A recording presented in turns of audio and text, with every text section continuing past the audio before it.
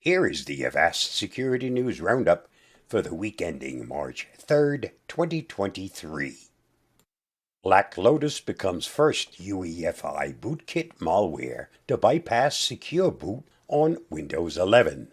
A stealthy unified extensible firmware interface, UEFI bootkit, was called Black Lotus, has become the first public known malware capable of bypassing secure boot defenses, making it a potent threat in the cyber landscape. This bootkit can run even on fully up-to-date Windows 11 system with UEFI Secure Boot enabled, Slovak cybersecurity company ESET said in a report shared with the Hacker News. UEFI bootkits are deployed in the system firmware and allow full control over the operating system boot process, thereby making it possible to disable OS-level security mechanisms and deploy arbitrary payloads during startup with high privileges. Read more at the Hacker News.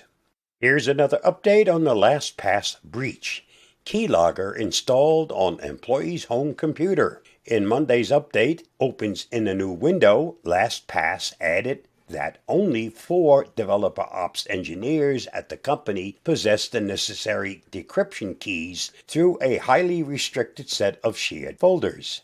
However, the hacker circumvented the company's security safeguards by serving malware to one of the developer ops engineers at their home. This was accomplished by targeting the developer ops engineering home computer and exploiting a vulnerable third-party media software package, which enabled remote code execution capability and allowed the threat actor to implant keylogger malware, LastPass said. The malware then recorded the keystrokes on the engineer's computer, enabling the hacker to capture the master password for the employee's password vault at LastPass. The same malware appeared to have helped the hacker bypass the multi-factor authentication on the account, which contained the decryption keys required to access LastPass cloud backup system. Read more at PC Mag.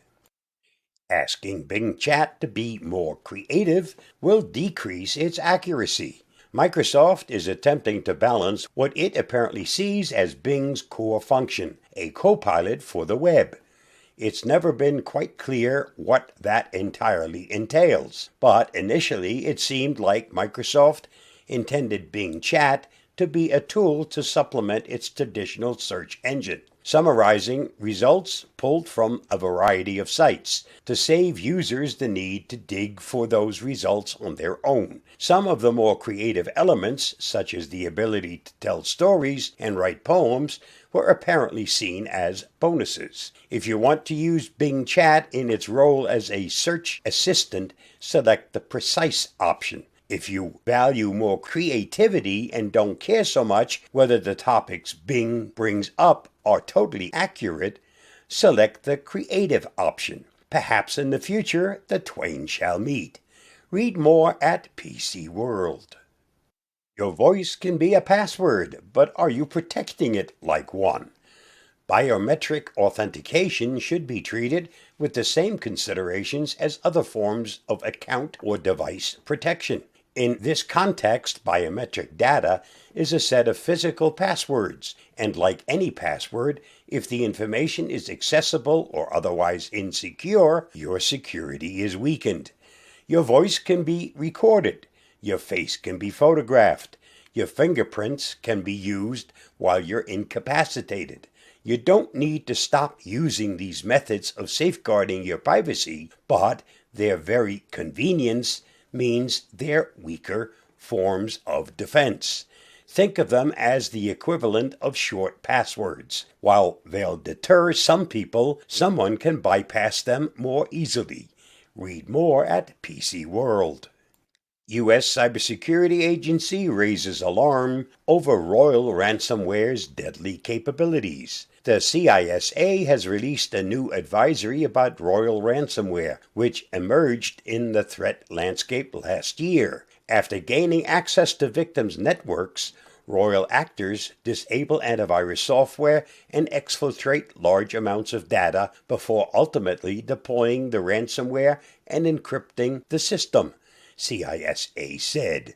The custom ransomware program, which has targeted U.S. and international organizations since September 2022, is believed to have evolved from earlier iterations that were dubbed Xeon. As of February 2023, Royal Ransomware is capable of targeting both Windows and Linux environments. It has been linked to 19 attacks in the month of January 2023 alone, putting it behind Lockbit, AlphaV, and Vice Society. Read more at the Hacker News. New flaw in TPM2 library poses threat to billions of IoT and enterprise devices.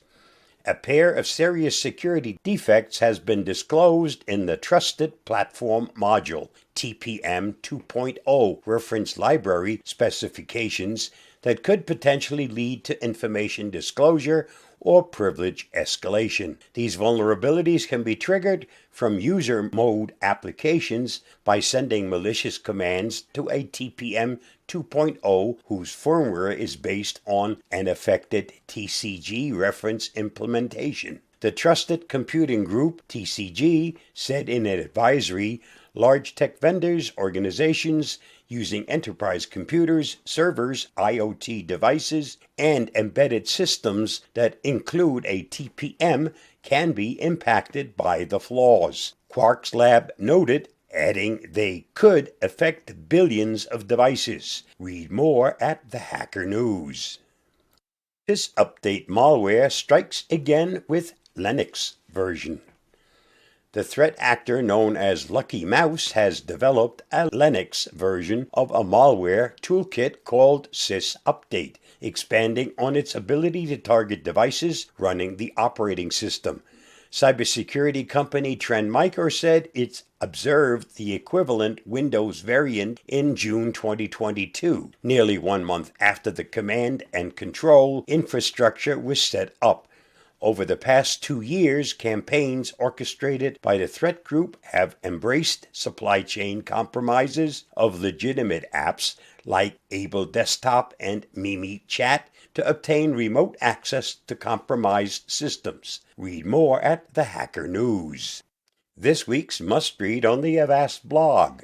Read Avast's top article on how to safely file your taxes online while making you aware of the risks and the steps to take to protect yourself from cyber criminals. Read more at the link listed. Did you know? Here are some important dates for March.